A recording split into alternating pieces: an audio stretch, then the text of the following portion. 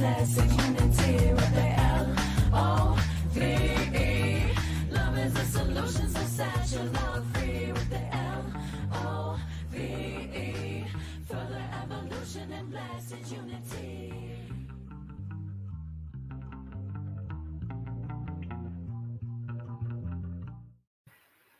Hello, good morning, beautiful people. Welcome to the Self-Love Show. It is your host, Dawn Light, and my beautiful sister here, Trish, right? Yay, we're back. Our weekly show to discuss all the things about self-love, authenticity, where we value ourselves, spirit, everything good, and how to unravel all those places inside that keep us from residing in that place. So today is a really lovely topic. It's called how to receive criticism with love. This is a big one, right? Because it can feel really when somebody's like, when you want to take it as criticism, like harsh sometimes. And it's polishing the diamond. So it's really learning to listen with love is key in this time frame, right? When these things are happening in our world. So we're excited to have you here and discuss the topic of today. We always share two tools. So one is self-empathy, and today's tool will be receiving feedback effectively. And I'm going to facilitate that. And yeah, welcome to our viewers. Thank you for those that show up weekly. We really greatly appreciate your support. And thank you, Love Coach Academy, for hosting us. And we just really appreciate this time weekly to dive in this way and have these conversations and share tools and resources. It lifts our spirit, and I just feel like it's such a part of my purpose work, and really grateful for the opportunity. So welcome today, and welcome, Miss Trish. Hi all. Good morning. Today's topic is really close to my heart. There's been a couple places in my life over the last week that I've taken feedback or criticism pretty deeply and been like, oh gosh, that was really sensitive, and the way that I heard it was very harshly. And a friend was expressing her experience of a conversation and a topic that I was having online, and I was like, wow. And her reflection back was really strong for me. And I took it really personally. And so as I'm taking it really personally, I'm now out of the moment. I'm totally, completely out of the moment in my running my story, or running my constant, like, oh shit, moment. And I'm just like, oh gosh, what does that mean about me? What does that mean about her? What does that mean about our relationship? And yeah, I took it so strongly to my core that it shook me. And I had an opportunity to really look at what she was trying to say and really get feedback from another person that was sitting in deep compassion. And I really wish that I had this tool last week so that I could have run through it with, well, just taken the gems sooner, or not been so reactive. Welcome to being human, being reactive. So I really appreciate this. Thank you for sharing your tool today, Miss Sunlight. Yes, excited to. I want to give you all an opportunity to type in kind of, where do you take criticism or feedback personally? Is that something that happens for you in your life, or are you the master that's able to like just transform it into understanding the gem and the lesson there? What's the last, how does it feel when you take that personally, or how does that feel when you can transmute that energy into something that's, that you can just like hear oh, that person actually is, sharing this beautiful gem, this beautiful piece of gold with me. And it might be heated because it's supposed to touch that. that place in me to get me all like, I'm curious. And how about you, Dawn? I mean, it's been a long life of learning here in this way, because my dad spoke to me so harshly as a child that any criticism that came my way, even if it was constructive, I took it to heart so long in my life. So again, like I was just sharing with a friend this morning about, we don't have to make it mean anything about us when someone is out of alignment or off their center or responding harshly. It's really key that we don't have to internalize that and make it about ourselves. So, and as I've aged, and comes with age, I think wisdom comes with age, right? And all the tools I've learned, I've just been on a deep seeking and exploring place in my life of always seeking the truth, and always how to show up in a higher and better way. Like I push myself. I have that desire inside to, grow and learn always a easier, better way to do things. Not easier, but do you see what I'm saying? Where it's like I'm seeking the truth of the situation and how to respond in a way where I'm centered and neutral, and that matters to me. So yeah, it's like, it's interesting, it's the growth edge. That's what's happening, is that information is coming along to stimulate you, and then it's stimulating that growth edge and rubbing that area that feels like, ooh, God, I'm not ready to reveal that yet, or I didn't even know that was there. Holy cow, and it can feel really tender and raw, and there's a lot of things attached to it, like belief structures that, old misidentifications in there that are things that you bought in about yourself, possibly, that just aren't true, maybe attached to your worthiness or your not enoughness, or, that you couldn't speak up for your needs because you were afraid your needs weren't being met. Something like that, those things happen. I'm just using those as examples.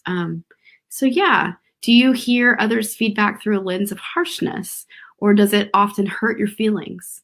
Or do you make their criticism mean something about you? This shows will give you tools to transform your belief around feedback and criticism. They hear the gems that are available for you in today's tools. So this is a big topic for Trish and I. We were discussing, our life, and we have the just pleasure of always working together. And I just so appreciate this opportunity that Spirit has placed in our lives. And we always share deeply with one another all the time and coach each other. And it's so beautiful. So this just naturally came forward, and I was like, let's make this the show, because I think this is really useful in our life, because criticism is a part of our life, no matter what relationship you have, working relationship, partnership, love relationship, all of it. So yeah. Yay. Well, I invite you all to find a place inside of you that you've recently been, that you've felt really criticized. Find a place in you that someone was giving you constructive feedback or was criticizing you, and I invite you to just drop in for a moment to those feelings, just for a brief second. Can you run the thought process? Give it about 15 seconds. What did you take that to mean about you? What was the thought? The running story. Now, as you're hearing that, I invite you to drop down into your heart center and really feel the feelings that you felt or are feeling now in this moment. What did it feel like to take on that criticism or hear that feedback harshly? How are you feeling there? Was it sadness or fear, disappointment? Are you feeling the need to defend yourself? Give yourself really the opportunity to feel into your heart. What did that feel like? Now, as you drop in further, keep going down. Dropping down into what you want. What are the wants associated with those feelings? Did you want safety and connection? Were you wanting and needing to be validated for your, or acknowledged for your authentic expression, for the work that you're doing, the curiosity and the flow that you're in? What were the wants associated with those feelings? And as you drop down into your body, ask yourself if anyone else can meet those needs for you right now. Or in that moment, was that person able, capable, resourced, emotionally resourced to meet those needs for you? Were you able to meet those needs for you? Now, just taking a nice deep breath in, getting really honest. If they weren't able to meet your needs, how could you have met your needs there? Or how can you meet your needs now? And maybe it's a need for safety, or connection, or being heard, or having authentic acknowledgement. How can you resource yourself in this moment? And how could you have resourced yourself in that moment? And as you open your eyes again, type what you found in the chat box.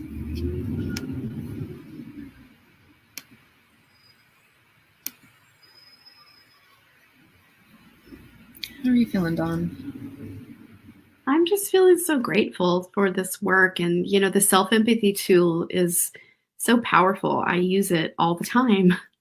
Anytime I'm going through anything, like this morning, like I had a rough night of sleep because my husband works late, and and it was nothing. He was just cleaning his desk after work, but he didn't text me or leave a message to say, hey, I'm staying late. So I woke up in the middle of the night, kind of panicked or freaked out, like, where are you? And I had to call.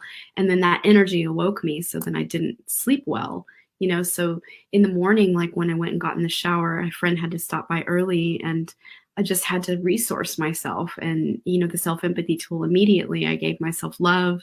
I was like, I filled myself up and was like, this is a pleasure.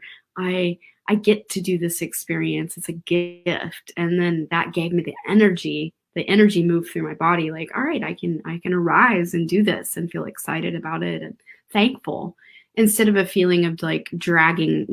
There's two ways it could have gone, right? I could have felt like not energized by the lack of sleep, or energized, and chose to fill my cup in that moment. And yes, I'll take a nap today, but I chose to fill my cup with empathy, if that makes sense. Absolutely. And I love how you're really bringing your self-resourcing back to the self-empathy tool, because that's really the key piece, is that you chose empathy and compassion for yourself and for the other over being reactive. And that's why we run this tool every week, like every time. It's because it's the foundation to self-love. It's being the friend, being the love, being the kind, gentle person for yourself.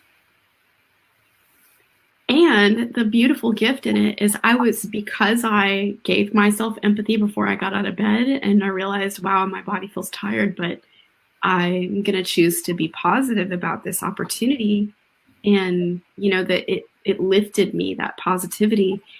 The beautiful thing is I was able to speak to my husband and make a request and say, okay, for future show dates, since I have the show in the morning, would you be able, I have a request. And I opened the conversation in that way. I have a request. And he said, what is it? And I said, would you mind not staying out late, the night before? And it wasn't like he was out partying. He was cleaning his desk at work, and like he works late and then has to drive an hour home. So it wasn't like a bad thing at all. He was taking care of himself. And and it was a sweet conversation. Like there was no shame, there was no guilt, there was no like you did this and now I'm having this, like which could happen, you know, especially when sleep is lack of sleep, you know, that is a place where our needs, you know, that's a basic need, right? And it could be, I think in the past, like a few years ago, I would have totally thrown that way out of proportion. And I know I would have. And so I just could really see how much work I've done because it wasn't nothing. I just was able to like make a request and it was heard and we agreed and that was it. It was beautiful. And you also passed your request through compassion, through the filter of compassion. So he likely took this feedback or criticism really well because you were centered, resourced, like, oh, I'm just wondering if this could be a thing.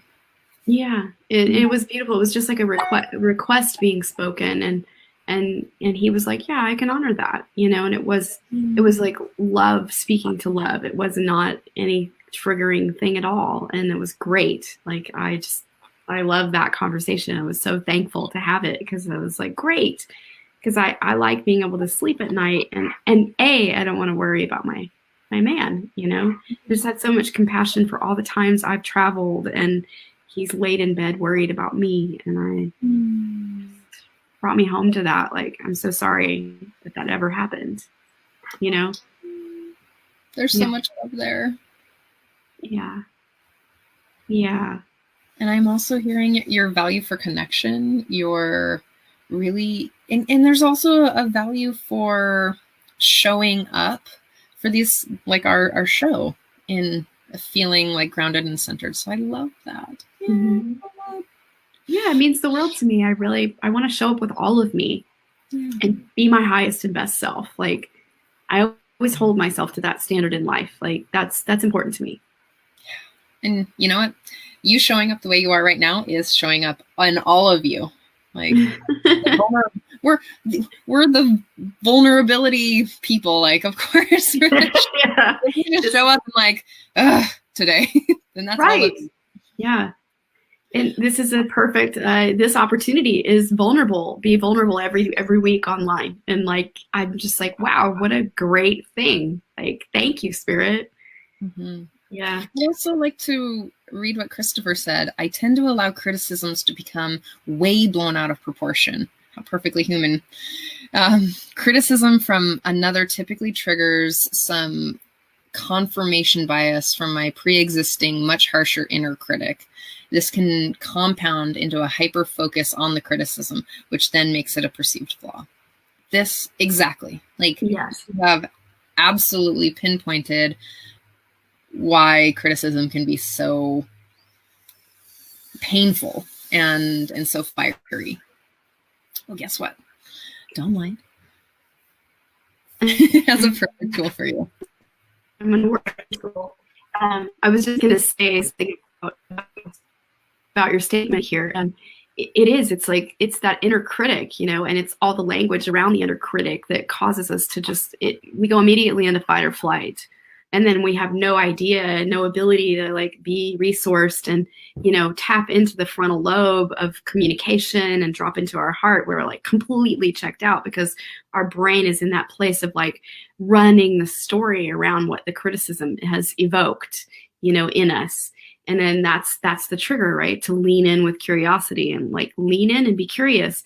Okay, I'm not going to listen to my inner critic that's told me this kind of story or lie my whole life. I'm going to lean in and get curious about it and go, what's there? Yes, I'm triggered and I can sit in the pain and the uncomfortableness of that. I feel it. It feels alive. Like sometimes it feels like a sharpness or like a roughness, or it can feel all kinds of ways. And get used to it. Like, wow, instead of it being like, oh crap, I got to run from that and like all this emotional reactivity, get curious and lean in and feel it and just feel and like notice, wow, I'm really triggered right now from this experience that felt so rough. And what are the feelings underneath that? You know, you can tap in and use the empathy. And then I'm going to take it even further and lead you through a little bit of a process right now. So this is called Receiving Feedback Effectively, and it is a beautiful University of Santa Monica tool written by Mary Holnick. Huge fan of her. She has been like sitting at the feet of an ascended master for the last 2 years, literally, like profound experience in my life. And I was able to heal a lot of deep grief, sadness, sorrow, karma, the energy of betrayal and abandonment and all of those things that were like stories from my childhood. I was able to fully lay it down and lay it to rest, that I don't have to run those stories in my life anymore. And just deep, great gratitude for you, Mary. So, makes me teary-eyed. Just such a powerful experience in my life. So I'm happy to be sharing this tool with you guys. So we are receiving and processing feedback constantly. I'm going to read you a little something here. Whether we recognize it or not, feedback comes to us primarily through the experiences we attract and the ways others respond to us. When we approach life from a learning orientation, this is key, learning orientation, we become students in a classroom rich with feedback, bringing us opportunities for growth and learning. Learning to receive feedback effectively is of great value. Openness to receiving feedback regarding our attitudes, behaviors, thought processes, and the outcomes flowing from them is the first step. Essential to this learning how to create an inner environment of self-acceptance and self-compassion in which you can recognize feedback as simply information for you to consider, evaluate, and assimilate using your own wisdom and discernment. That's big. So the challenge many of us have when receiving feedback is taking it personally and reacting by explaining, justifying, or defending ourselves, or verbally attacking the other person. Sometimes we hear negative, course corrective feedback from others as judgments of us. This may not be accurate, and it may be that the feedback is touching a place inside where you are holding judgments against yourself. If upset occurs, it's an opportunity to bring loving to the part inside that hurts, and to compassionately forgive yourself for taking the feedback personally and/or for judging yourself or another. A second challenge that can occur is the definition of positive feedback. Sometimes acknowledgement and recognition or prizing from others may bring up shame or embarrassment. Learning to open your heart and authentically receive positive feedback with gratitude and graciousness can support you in standing up more fully in the authentic self. Just as negative course corrective feedback is insufficient reason for judging and blaming yourself, justifying your unworthiness, similarly, positive feedback is no reason to get caught in the ego pattern of self-importance and recognition. Properly utilized, feedback can support you in the evolution of your consciousness and awakening into authentic self. So I will now guide you through a process of receiving if you are experiencing it now with another person. So it's kind of an imagining you're having a conversation with another person because I'm going to be guiding you. So this is a powerful tool to learn to receive feedback effectively. Here we go. So I invite you to take a centering breath. And you can put your hand on your heart. So it's just reminding you to be connected to the loving essence that you are, that you always are. Loving essence is flowing through you, to you, as you, in you, experiencing itself. So center yourself in your authentic self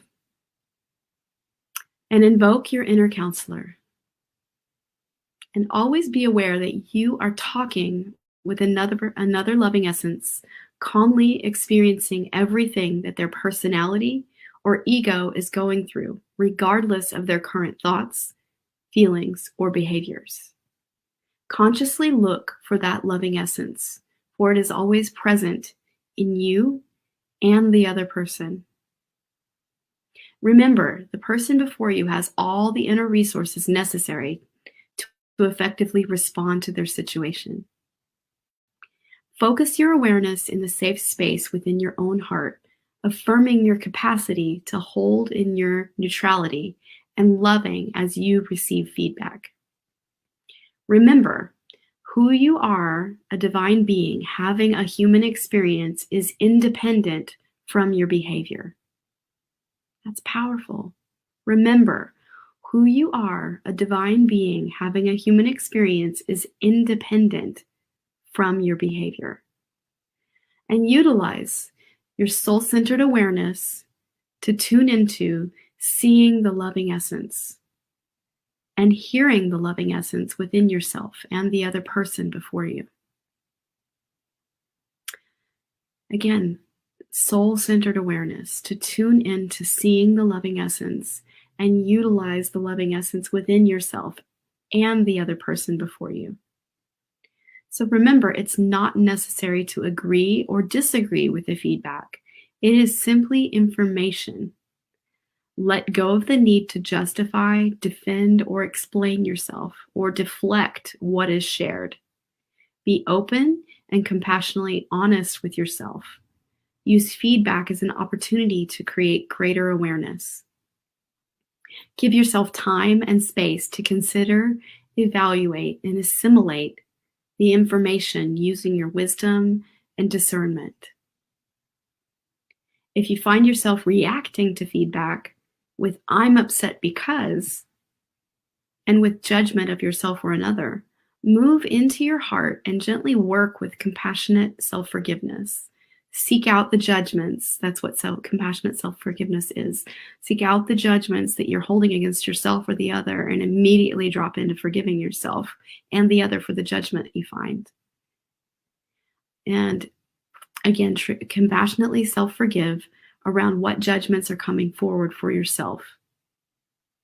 And when you receive positive feedback, let it into your heart, responding with gratitude and graciousness. So I'm going to say a little quote here that's by Rumi. Criticism polishes my mirror. If you are irritated by every rub, how will your mirror be polished? And I want to say one more thing. I ran through the tool for today about criticism, positive and negative. So it's really learning to slow down when we're receiving criticism. Like, you get the telltale feeling that it's coming, and then learn immediately to, like, instead of holding your breath, start to breathe and slow yourself down so that you can assimilate it. And there's that really beautiful space between information and reaction, or how you respond. There's a space. So it's in that space is where you're assimilating, responding to the criticism. And when you're sourced through self-empathy and, compassionate, loving care, you are able to assimilate the information that's come through and recognize, is that true for myself?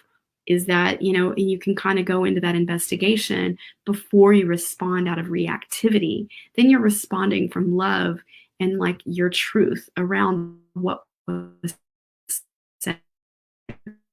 And that's everything, right? It's the spaciousness to give self the opportunity to discover what really is the information expressing and in evoking in us for an opportunity for healing and greater awakening. So thank you again for letting me share this tool today. I hope it has been beneficial. I'm excited to hear what people have said in the comments. This is amazing stuff, ladies. Thank you for saying that. And I love all the friends that tune in. We do this for you. So we really appreciate you, your feedback. Thank you.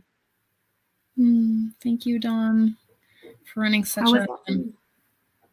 How was that for you? Thank you, Dawn. Sorry to cut off. You're welcome. So I was saying thank you for running that amazing tool. And slowing down is a really key piece. And taking a deep breath to, like, if you can run that self-empathy tool before and then be able to run this as you're really hearing it come in. I love the part of an affirming, oh God, what was it? Affirming your capacity to be neutral or something, affirming Yes. your neutrality. And I loved that piece. Like, oh yes, I understand that this is their perception and it's not about me. And they're sharing because they have feelings and needs. Mm-hmm. And I do too. And really being in that place. And I can be neutral through hearing what they're saying. Yeah. Profound. I'm curious. I do have a question. So in this experience that I had, I was able to be neutral the first kind of round of it, and then was able to offer my own compassion and empathy. And then the second round felt a little prickly. And so it became a little less of hearing them, but it was like, oh, she knew a place in me that was really like she could poke that would get me lit. And I think that's so perfectly human. It's not like she did it on purpose. She's not a mean-hearted person. It was just like, oh, that was the thing that got my whole body like lit on fire. And I'm like, oh. And if I could have just stopped, taken a deep breath there and been like, okay, this is a sensitive part for me. I can still be neutral and I can still hear. I can let it pass through my ear through a filter of love, kindness, and compassion, not only for myself, but from the other person who really wants to be seen and to be connected and to be honest and heard and fully express themselves without taking it on as something that means something about me. Like, did it mean something about me? Well, it didn't the first time. The second time I made it about me. Right. Which is always what happens when we, this is the thing about criticism, because it's lighting a place where there's a growth edge inside of us, or a deeply held misidentification that's already been there from past occurrences that have occurred.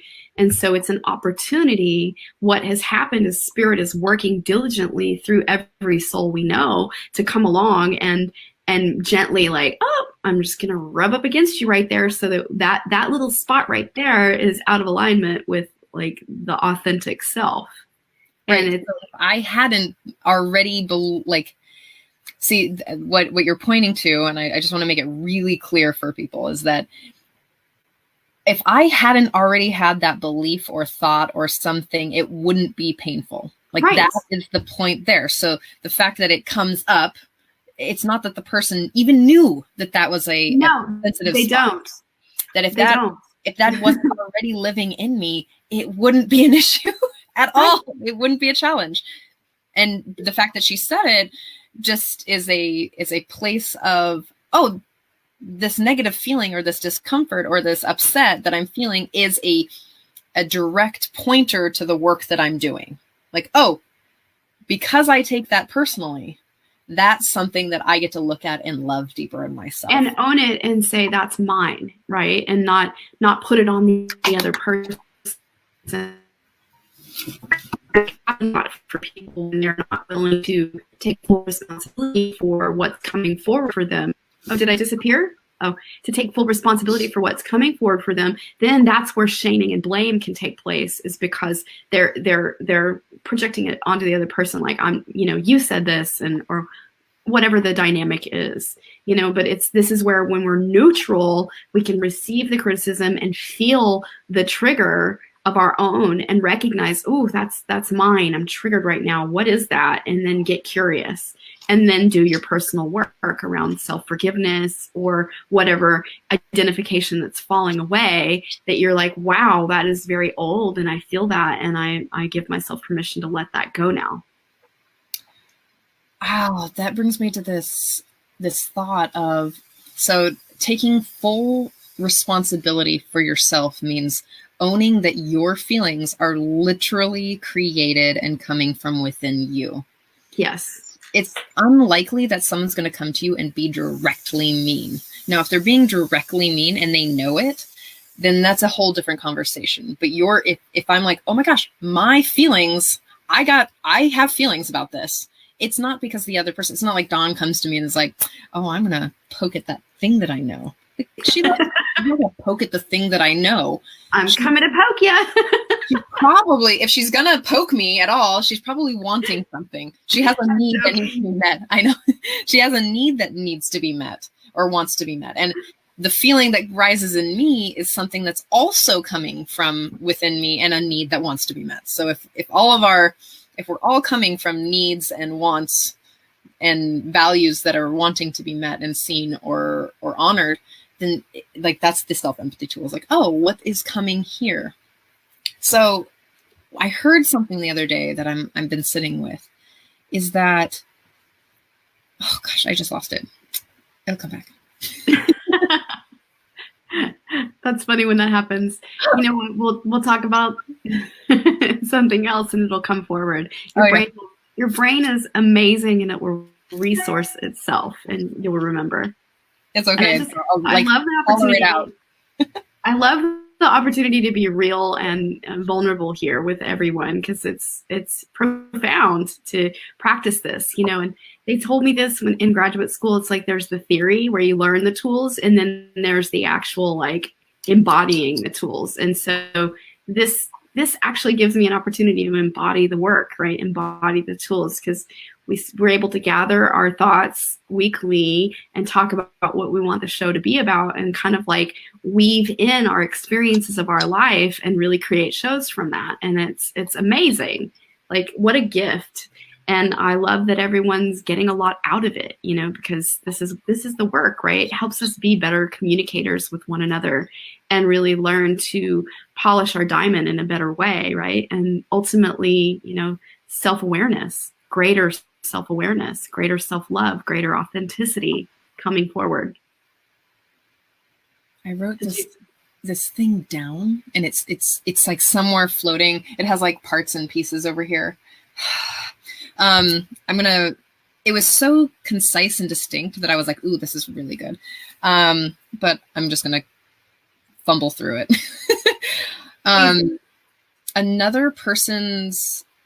We're not responsible for another person's trigger. Like we can manage ourselves in a way that's like, if I knew that there was something that just like literally made you explode and we had to pick up pieces for weeks, I would move in gentleness just because I love you. Like moving in kindness and gentleness and compassion is how I would move. And knowing that it's not my work, it's not my responsibility to manage your trigger. Right. And so this line was so beautiful, but it really looked like it's not your responsibility to manage my trigger. It's my responsibility to manage my feelings and my trigger.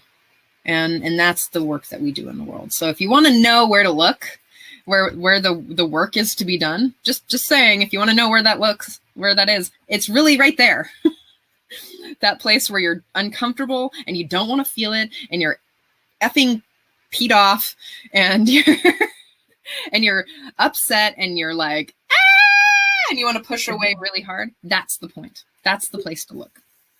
Because that's the internal belief system that's coming up. And it's also really hard not to take it on. Because sometimes I've been so triggered. Sometimes I've been so triggered that I literally have had to just put my hand on my heart and flood myself with love and just immediately just drop into a space of like flooding myself with loving and just acceptance of what was and what is, because it's been so painful and so intense, you know, and just cry and like have a physical release. That's happened to me. Yeah, absolutely. So in the face of criticism, I'm just going to run the tools again, just to remind everybody who is now just kind of dropping into the call, is that, you know, always run the self-empathy tool first. Give yourself loving compassion. Remind yourself that you're your own friend, that if you can resource there, if you can come to every relationship or experience, whether it's, you know, like fiery or mellow or loving, like if you can come to that place in your own self-resourced state, then those connections are going to be so much deeper and connected. Like it's going to feel different. And so run the self-empathy tool for yourself, run empathy, which is the same tool, only for the other person or the other people, and then drop into this really beautiful tool around allowing criticism and feedback to come in as love. Do you want to overview that for everyone? Sure. I'm just going to close my screen a little bit. You want me to run it again? No, just overview it so that the people just dropping in can go back and watch the really. So just remember your loving essence, and that you're always speaking to another a person that is loving essence, and that you can remain neutral in your connection and in your communication with this person, and that they are always have all the tools and resources within them to deal with their circumstance, with their situation, and so do you. You have always have the tools and resources within yourself to understand what is going on, to grow, to heal, to evolve through the conversation that's happening. And to focus your awareness in your heart and affirm your capacity to hold in your neutrality is big before and while you're receiving feedback. And remember, you're a human having a human experience, but you're a divine being having a human experience. And independent from your behavior, you're a divine being having a human experience. That's profound when you really start to see through that lens. That like, wow, it's not even a lens. That's the reality of it. I'm a divine being having a human experience. It really opens the viewpoint completely. That you're like, wow, every conversation I'm holding a conversation with God. Like, that's profound. Every pair of eyeballs, even if the conversation is unconscious on their part, it's conscious on yours. So that's profound. So remember, it's not necessary to agree or disagree with feedback. It is simply information. Let go of the need to justify, defend, or explain yourself, or to deflect what is shared. That's huge, because a lot of times, sometimes if we are receiving positive feedback, criticism, right? Positive criticism, and it's too much for us, we can want to deflect it, like not take responsibility for it or not receive it. And it's like, well, why am I doing that? You know, it's a good thing to question it, like be curious. And that's why I love leading with curiosity. It opens the door to exploring the truth. So if you can really orient your mind to really accept, like, wow, I can lead with curiosity in everything. Even if I'm triggered, I can still lead with curiosity. So give yourself time and space to consider, evaluate, and assimilate the information using your wisdom and discernment. And there's that window, right, between stimulus and response, is that beautiful window that you can give yourself time to assimilate. You don't have to respond super quickly. You can take some deep breaths and just sit in your breath with them, and they'll notice you're doing it. And you can even say in the moment, if you're feeling triggered, wow, I'm feeling really triggered right now, and I think I need a moment to understand what I'm feeling. And that really gives you space to assimilate what's going on. It buys you some time with that person, so they're not feeling rushed, like you need to respond. No, you assimilate what's going on and respond out of a love for yourself, compassion for yourself, and empathy, and understand, like, wow, I have some sensitive feelings in there, and I'm ready to explore what this is. And maybe I'm not ready to finish this conversation. Can I come back when I know what's going on with me? That is a amazing way to show up in the conversation versus like reacting with like, well, you know, anger or frustration or unmet needs. Absolutely. Again, coming back to self-resourcing and being able to be like, I'm really triggered right now, or I'm angry, and I'm like, well, that's not actually how it looks for me. It's like, I'm really angry right now. I need to take a break so that I can go, you know, resource myself, come to a place where I'm like, okay, I want to show up in a higher level of communication and kindness and compassion, and I am not capable. And that really is slow down, and come back to the conversation when you can be nice and kind and human, and find love again for the other person or the other people. Right? You're so brilliant. And yourself. And yourself, of course. Yeah. Yeah. I'd like to just read Miss Diane's message. It says, self-knowledge is so valuable for improvement of self and happiness. Thanks for the wisdom. Yes, it's so true, huh? It's really, these tools that we give you are really to help you understand you, to help you be kind and more gentle to you. Because if you be kind and gentle to yourself, you'll be more gentle and compassionate in the world. It just works like that, right?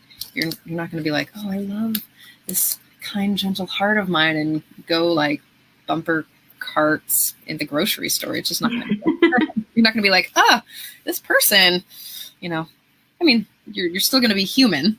Don't worry. But it's also, these tools are really developed to give you more a capacity for resilience, emotional resilience. And that's what we want for you and for everyone else, is to be able to run the tools.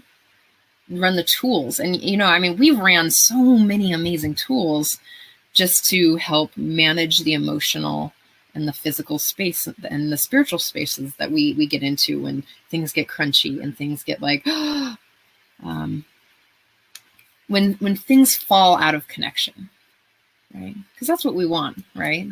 Well, that's what I want. I'm going to speak for myself, but what I want is to stay connected. I want to stay, if I'm going to share my precious, amazing time with someone and develop relationship, that I want to stay in connection with them as much as I possibly can. And to find ways to communicate in compassion and love, to be in those places, right? Yes, I really acknowledge you for saying that, because I share in the same deep value system there.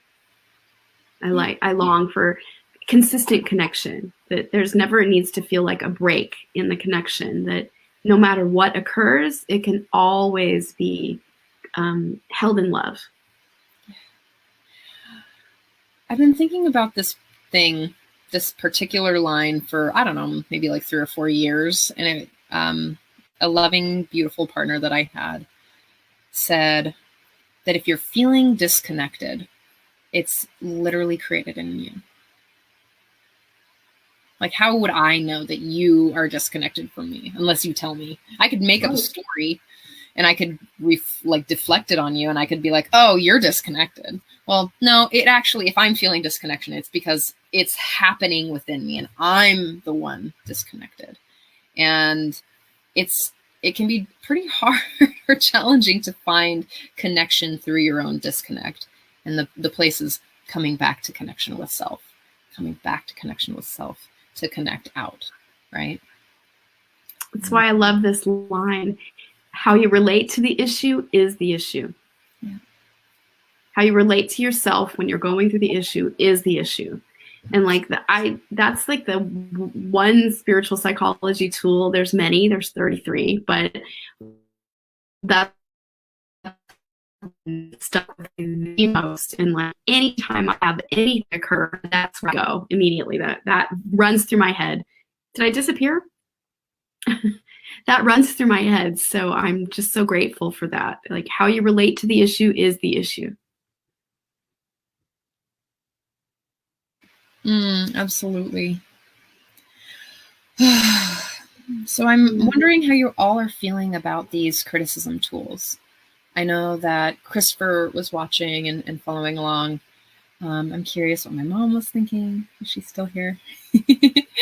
Diane, how are you feeling? Like, the people who are watching, how are you feeling about these criticism tools? What are you getting out of it? I really invite you to share, or to share, on here, or give us feedback, because we're taking it. Or, just give yourself an opportunity to be seen right now in the work that you're doing.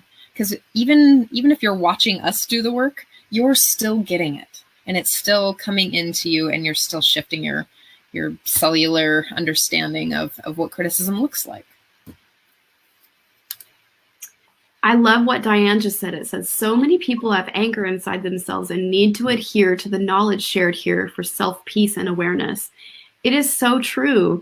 And this is the thing. This is the reason, this is the very reason why we want to share these tools weekly, is so that it spreads out into the world and gives that self-awareness to each person. Because when we take responsibility for all our feelings, all our emotions, that they come from within, that's where healing can really occur. It's like applying love to the places inside that hurt. And underneath anger is really just sadness and sorrow, you know, deep unmet needs and sorrow and sadness from things that have occurred underneath the anger. Hi, Irie. Oh my God, so glad you're here. Beautiful. I'm glad you're feeling it. You were meant to hear this today. So grateful. Yeah, so thank you, Diane, for saying that and speaking that, because it's true. It's a deep desire of mine, and the reason why I do the work in the world is because I was met with so much anger as a child. My dad was rageful and so angry, and I took that to mean so deeply, like I was so deeply hurt by that it really affected my life for so long. So now I know that when other people are angry, it's not about me. It's their own trigger, and so I can respond out of loving and not let it take me out of my center. That I can hold in my center in neutrality and experience and witness for them, but I don't have to make it mean anything about me. And that's huge accomplishment. And I'd also like to say that the mirror image of that is that when you're angry, it's not about the other person. It's that something's happening in you. Mm-hmm. So if you can see the distinction here of how criticism, if you're taking it as criticism, it's a belief system inside of you. Or if the other person is taking it as criticism, it is something happening within them, right? Yes. So again, slowing it down, coming back to neutrality, coming back to center, whether you have to take space or whether you can, sit with a pause. The like beautiful pause of I can come back and be present, and the anger is coming up inside of me. It might be stimulated by something someone else said or did, but it's not because of them. And sometimes, what's helpful is I'll even, if it happens when I'm out and about and not at my home, I'll go to the bathroom and literally wash my hands and remind myself I am loving essence, and look myself in the eyes and say to myself, I am loving essence, no matter what emotion is arising, because the truth is we're not our mind and we're not our emotions. We're loving consciousness. And so you can drop back into reminding yourself of that through washing your hands and putting water on your face. It's a great moment to just have self-care when you're really triggered and you're out of alignment from a conversation or something that's really evoked something in you and you're not sure what you're feeling. It's a great space to just go to the bathroom and connect with your drop-in, connect with your feelings, connect with yourself, and give yourself that love, and then become curious and start to ask yourself, I really want to hold a space of curiosity for myself. What are these feelings? What is this story? What is this misidentification I may hold? What is the judgment there? And then you really are, it's like you have a little chisel and a hammer, and you're chiseling away the stuff that's not working anymore and letting it fall away, and really come back to the heart of love with yourself, and love yourself even through the moments where you're angry or resentful or frustrated or whatever emotion is. It's really learning to hold a space and occupy that loving essence always. And just to add a little piece that it popped up as you were in the mirror. I was there in the mirror with you, and you were like, I am loving essence. And I'm like, yes. And it reminded me about the show we did a couple times ago of Boundaries with Compassion and the Compliment Sandwich, and the importance of gratitude, sharing gratitude and appreciation for another person. So especially in conflict, sharing reassurance that you're not going to run away, even though you might want to. Don't get me wrong. Like, you be like, are you actually going to run away from this person, or are you in a frozen space? But really reassurance, like, hey, Dawn, I'm really upset right now. And I need a pause. I need a break. And I love you. And everything, like, I'm committed to our connection. I'm committed to our friendship. And I'm going to come back to that in a minute when I'm back in connection with myself. So reassurance is really important in relationships with self as well. Like, hey, Trish, I need to honor my own boundaries right now. I really got to come back into this. It's okay. I love you. You're beautiful. Your heart is beautiful, and you can come back. And also being really grateful for, Dawn, you give me so much opportunity to look at my stuff, and you do it so lovingly and so compassionately that it really gives me a lot of opportunity. And I'm really grateful for the person that you show up as in my life. Thank you. Thank you for showing up. I feel the same for you, my love. Like, I really do. Like, what we share is so precious to me, and I get so much out of it, like so much awakening. The way you hold me, the way the show is so gracefully created weekly, and like the responses we get, like we just love our viewers, and I love my work with you, Trish. Thank you for the opportunity. It's precious. This existence is precious. Every waking moment, good, bad, ups, downs, sideways, all of it. It's precious. It's so precious. And so, just to reiterate, self-love, self-empathy tool, understand, like really watching this video again and understanding how, I'm going to watch this video again, how to receive criticism with love.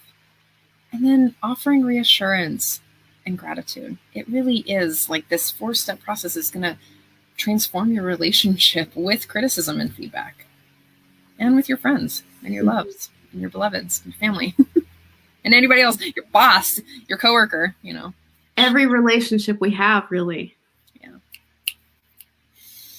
I'd really like to thank Love Coach Academy and Scott for hosting the Self-Love Show and for really inspiring the Self-Love Show. Thank you, Scott. And for teaching compassionate communication skills while helping build better relationships for over 8 years. If you don't know, and you're seeing this on a different platform, LCA is a community of highly trained coaches that offer coaching sessions for really affordable for individuals and couples, training in relationship and communication skills, and mentorships for those who want to dive deep. You can check them out. Oh, hold on. You can check them out at lovecoachacademy.com. They also run they have so many amazing shows that run twice a day, sometimes 3 times a day. They have a great flagship show on Saturdays, which is called the Saturday Night Live with the Global Peace Tribe. And they're having amazing speakers like Deepak Chopra and Marianne Williamson. I mean, it's awesome. Amazing show with music and speakers and poetry and art, and just go watch it. You can find all that information on the lovecoachacademy.com at the Self-Love Show. And go ahead and reach out if you have any questions or comments or anything that you want to share about what the show offers you or what you'd like to see on the show. We're very open to feedback. Yes, we love insight. We want to know what you're desiring to hear about, or hot topics that really, like, man, I really need to know about this. What tool do you have for this topic? We're open to that. Absolutely. Yeah. One announcement. We are now going to come on an hour later starting next week. So instead of 9 a.m., we will be at 10. Just so anybody who's watching, show up at 10. And it'll also be, all the things will change. Where you see the information for this will change. Thank you guys for joining us today. We love you. Mwah.